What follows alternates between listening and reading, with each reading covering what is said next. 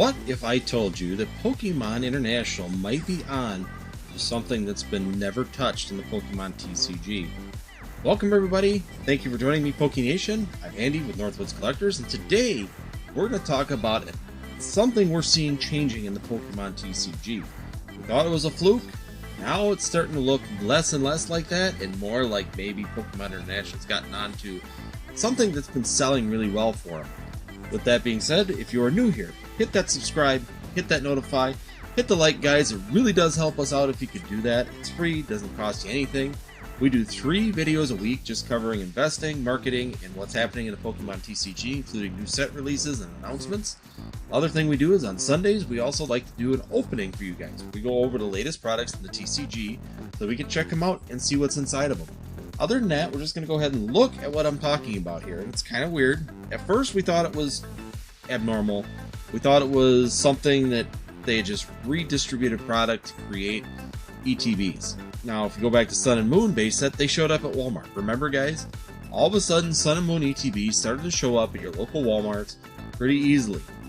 And it was kind of weird. We all just kind of looked at it and went, well, they must have just taken a ton of Sun and Moon project, maybe put them back into ETB form, or they had found a whole group of ETBs in a warehouse, brought them out, and of course redistributed them into Walmart to sell these and sold them online and other places because they did become available all over the place. That was our assumption. That's what we had all taken off of it because it had never happened before. And why all of a sudden would Pokemon International change their scheme of things? Well, now I found something else interesting when we were at Walmart. Check this out, guys. Right. I found Sword and Shield ETBs. I got 2 of them, but they said ETBs just showed up at Walmart again. Why are these back? Now we're talking about the Voltage and Darkness Ablaze ones coming back.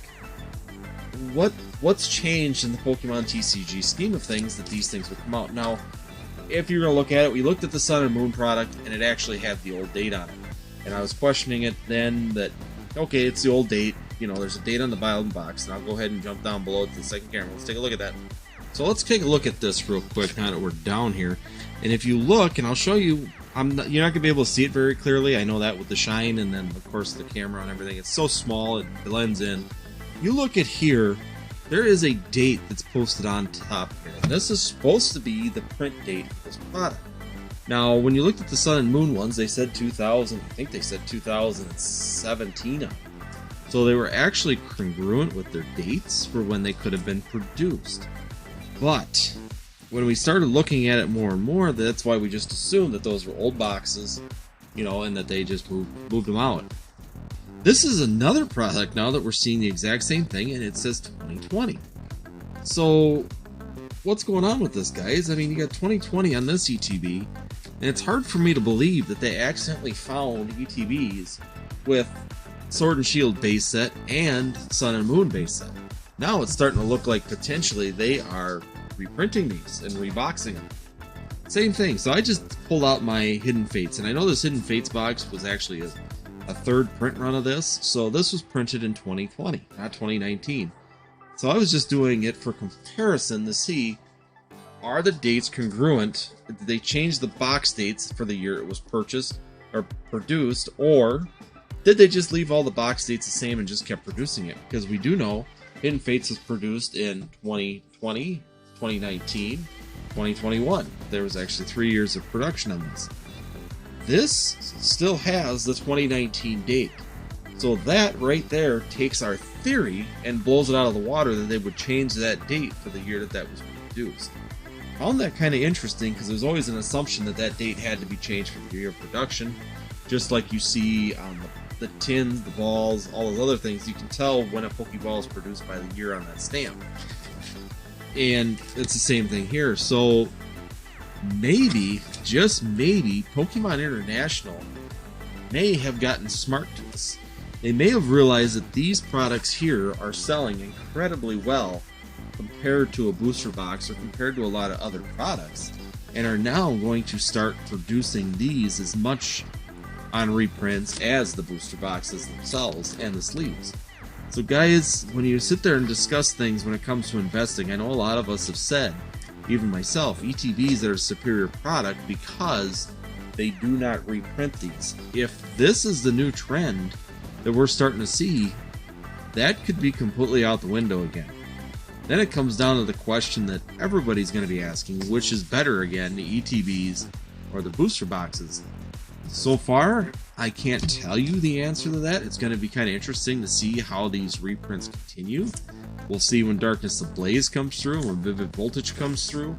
If it's a large reprint, if there are several reprints on ETBs, I could see that starting to drop that price of an ETB down to where it is not feasible.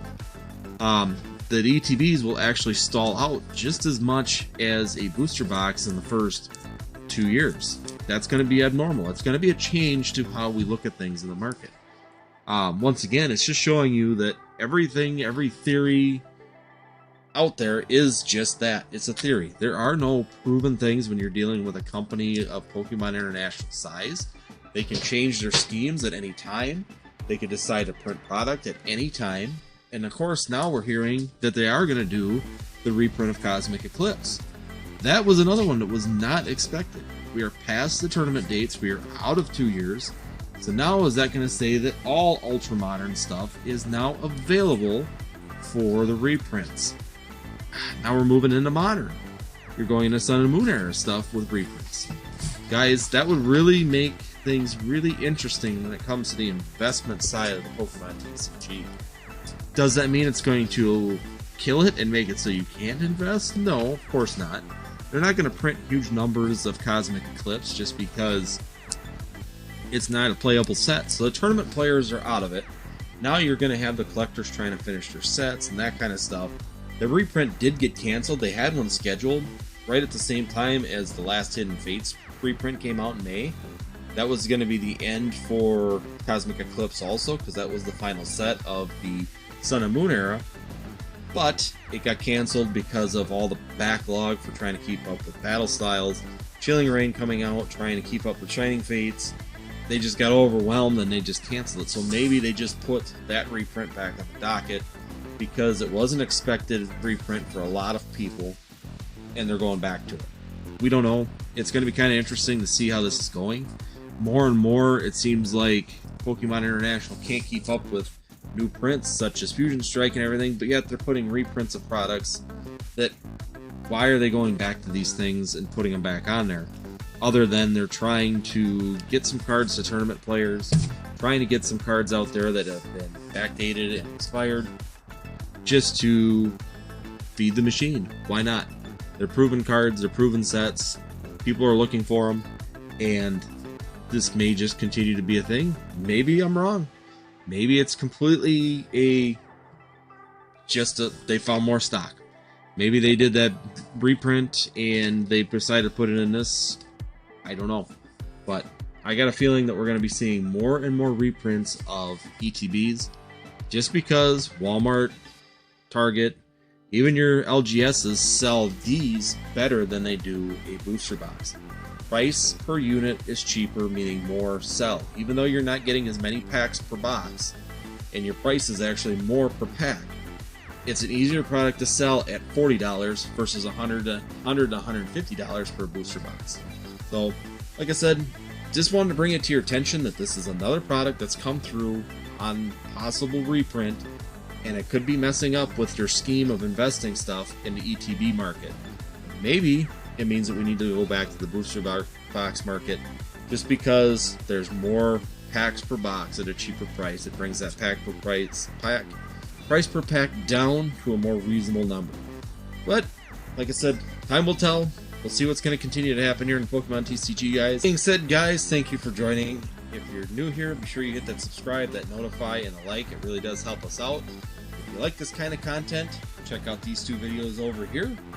That being said, we will see you next time here on Northwoods Collectors.